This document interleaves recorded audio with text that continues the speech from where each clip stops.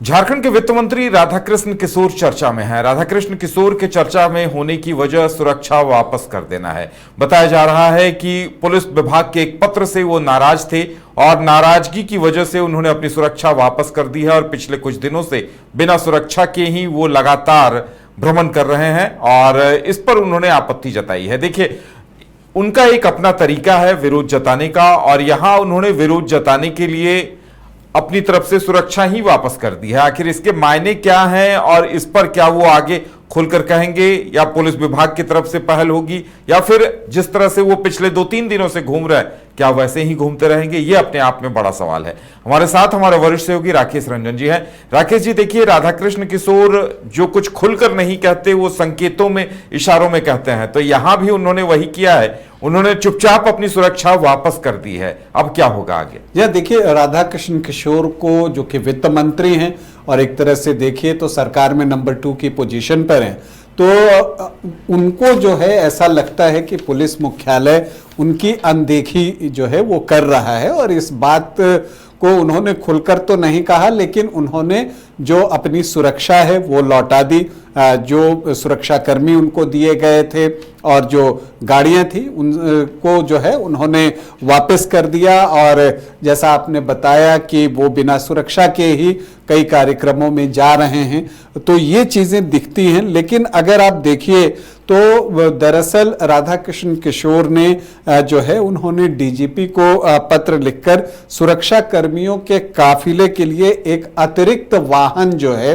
एक गाड़ी उपलब्ध कराने का आग्रह जो है किया था, क्योंकि उनकी सुरक्षा में जैसे 16 सुरक्षा गार्ड जो है वो तैनात थे और 3 सुरक्षा गाड़ियां थी, तो उसमें जो है वो परेशानी होती थी। तो एक अतिरिक्त गाड़ी की मांग जो है, सुरक्षा वाहन की मांग राधाकृष्ण किशोर ने की थी। लेकिन इस पर जो है कोई अभी तक उनको कुछ निर्णय के बारे में सूचना नहीं मिली। उल्टे जो है उनको जानकारी मिली कि पुलिस मुख्यालय ने एक वाहन वापस करने का नोटिस जो है उनके कार्यालय को थमा दिया है। तो इसके बाद जो है उन्होंने फैसला लिया कि वो जो है अपनी सुरक्षा लौटा देंगे और जो सुरक्षा में तैनात 16 सुरक्षा गार्ड और उनके लिए आवंटित 3 सुरक्षा वाहनों को राज्य सरकार को उन्होंने वापस लौटा दिया है।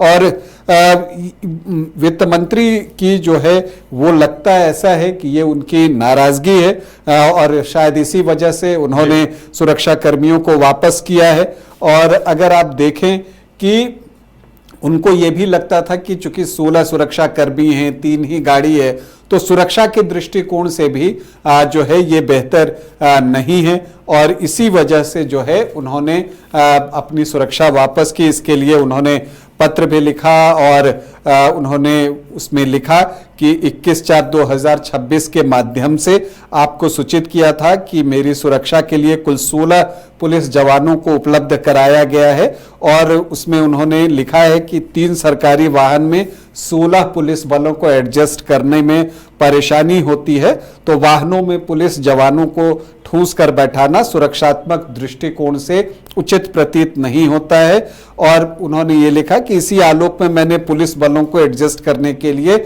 आवश्यकता अनुसार 4 वाहन के आवंटन के लिए पत्र लिखा था। मतलब एक और वाहन उनको चाहिए था। लेकिन उन्होंने आगे इसमें यह भी लिखा है कि पर अफसोस है कि मेरे पत्र के आलोक में मुझे कोई उत्तर अभी तक प्राप्त नहीं हुआ है। इस बीच वित्त विभाग के संयुक्त सचिव के द्वारा पुलिस महानिरीक्षक, महानिदेशक एवं पुलिस महानिरीक्षक का कार्यालय के दिनांक 11/10/2022 के आलोक में नोटिस निर्गत करते हुए कहा है कि एक वाहन पुलिस मुख्यालय झारखंड को वापस करने हेतु उपलब्ध कराए। मतलब जो 3 गाड़ियां थी, 3 वाहन थे, उसमें से एक जो है वो वापस मांगने की बात हुई।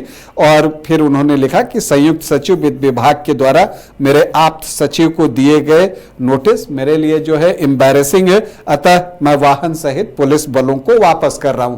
तो देखिए, ये बात तो बिल्कुल स्पष्ट है कि थोड़ी नाराजगी है उनको और इसी वजह से उन्होंने अपनी सुरक्षा जो है वो वापस कर दी है, वाहन भी वापस कर दिए हैं। अब देखना यह है कि इस पर आगे पुलिस मुख्यालय क्या फैसला लेता है, सरकार के स्तर पर क्या फैसला लिया जाता है।